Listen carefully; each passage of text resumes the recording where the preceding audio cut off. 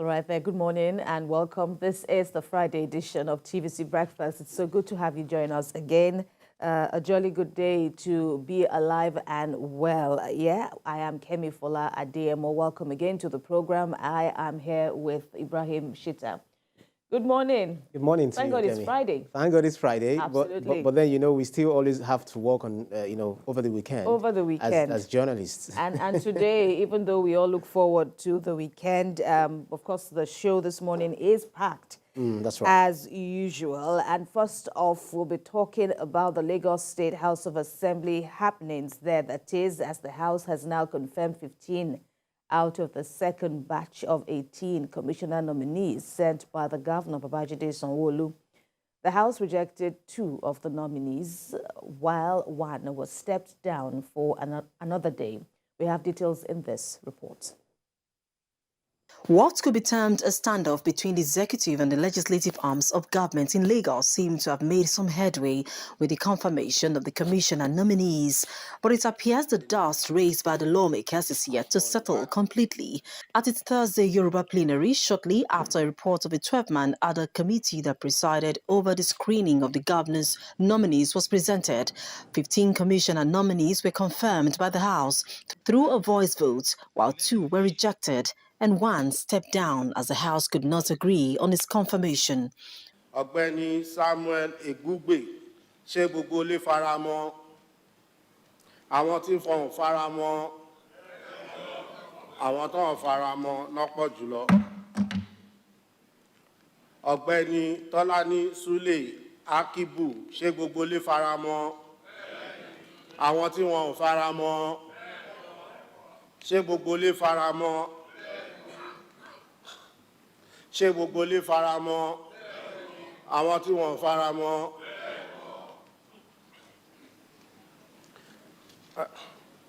Màá pàṣẹ pé ká fi eléyìí sí kalẹ̀ àápadà wá bá.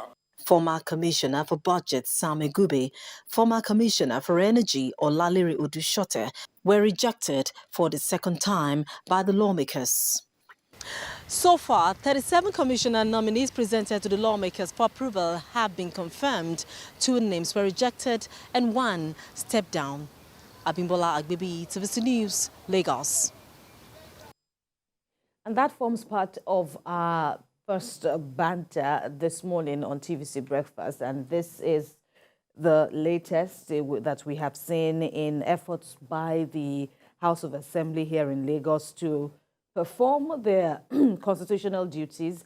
Of course, this is a very critical stage. And, unlike what we have been seeing in the past, this sprung up, so much controversy, the initial rejection, them having to tweak here and there, bring back some names, the governor sending back a list of most of those names that were initially rejected. And now the likes of Professor Akin Abayomi, Mr. Motosho, and several others have sailed through, save for 2, Sam Egube and the Larry Odushote. So there is 1 more person whose screening was deferred for another day.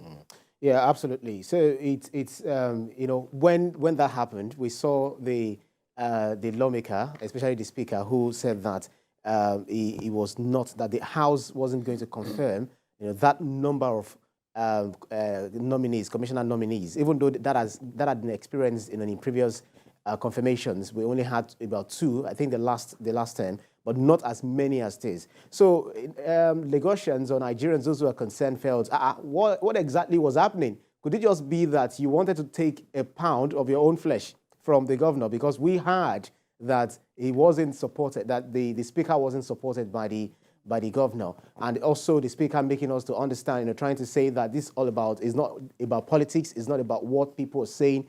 We have some information that we are not going to reveal. And, the criticism came again that, okay, fine, if you have this information, why don't you tell us? Because you are representing us. So if, no matter how difficult, no matter how, deep, or no matter how strong these allegations are, why don't you, talk to us about, because you are representatives. But we were also made to understand that politicians, it's not devoid of politics, because people were saying, according to the speaker, they're saying technocrats. It's all about technocrats in his own word. That's it's not only technocrats, and those who supported the party at the grassroots, they were not also represented. You recall that the Muslim society too, they also frowned at the list of nominees that the governor sent forth, that they were no representative. They are not representative. That there were more Christians than the Muslims. So I think I understand there are about 5 of them that are added to the number, the list of commissioner nominees that the governor sent forth. Trying to say that it covers all interests. It represents all Lagosians. And you see, Lagos is a cosmopolitan city, is a metropolis, and it has to reflect the diversity of the state. So, if that is taken care of, we also made to understand that the GAC, the governance, what they call it, advisory council, right, they prevailed, on both the governor and the lawmakers, trying to reach what do we call it? Is it amicable solutions? Amicable settlement, or somehow find a political solution exactly, to everything. Exactly, so that they sail through. So the fact that Sam Ogube was dropped, I understand that he was not able to defend his ministry effectively. Asking him about the budgets, the plans for his ministries, and some of the things that he had done in the past administration, in the past term, that he was not able to defend it convincingly. Not that he didn't say anything, because it's also, spanned up to like an hour. That was grilled for almost an hour. So that is it. And the other person who was dropped, also Commissioner of Energy. Odushote, former Commissioner of Energy, he was dropped. And this other person, I forgot his name now, that was stepped down, right, was because we saw it on the screen where the speaker was asking whoever is satisfied for us to confirm him, then they should say aye or nay. But I felt it's what's it called? It's impasse that they couldn't even say, okay, whether you want him or you don't want him. So I think it's deferred to another time. Well, I think it's interesting, that Lagos is doing this because, of course, not a few eyebrows were raised, as have been rightly observed, but we hope that somehow this will benefit Nigerians or Lagos residents, now more than ever before. And the speaker said something, rather critical, even though you might also raise eyebrows at that. And the rhetorical question he asked was, why is it that whenever the legislature chooses to be assertive or to be more assertive, standing on its own, eyebrows will be raised? People would question us. We have decided not to be a rubber stamp. Of the executive. And I think that makes a lot of sense. And that exactly is what the arm of government, should be all about. The judiciary, inclusive, the executive, these are all independent arms. Yes, there should be some form of cohesion, so to speak. But when it comes to making critical decisions, when it comes to having a voice, speaking to national issues, it is very important that, the legislature, especially in roles as this, that, they represent the people as they were elected to.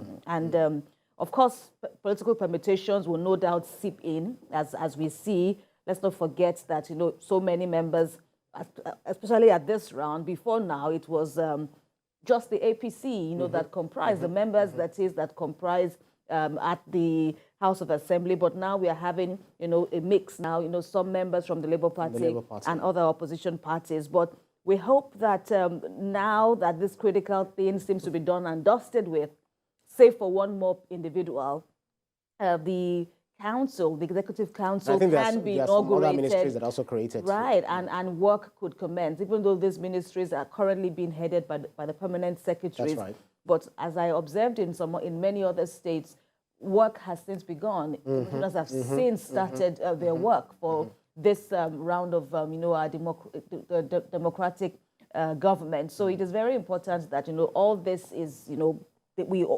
past this level and we focus get it over with, other critical areas. But then it's interesting that it will not be business as usual. We saw the happenings at the Senate when they too had their own round of screening. We saw how it was, even though many were still not impressed. That's right. But, you know, unlike other, you know, screening episodes in the past, now people were turned down. That's right. You know, the likes of Mr. El Rufai, a former governor, and now in Lagos State, we are even seeing 2 former commissioners who naturally probably would have felt they would sail through, but, you know, for reasons best known to the House of Assembly, they were, you know, turned down. But I think it's also very crucial that we communicate with ourselves. If you are confident of your decision, you need to let people know the reason why you arrived at and not give room for speculation. Exactly. I think that is one thing that, that stood out for me, that I felt perhaps moving forward,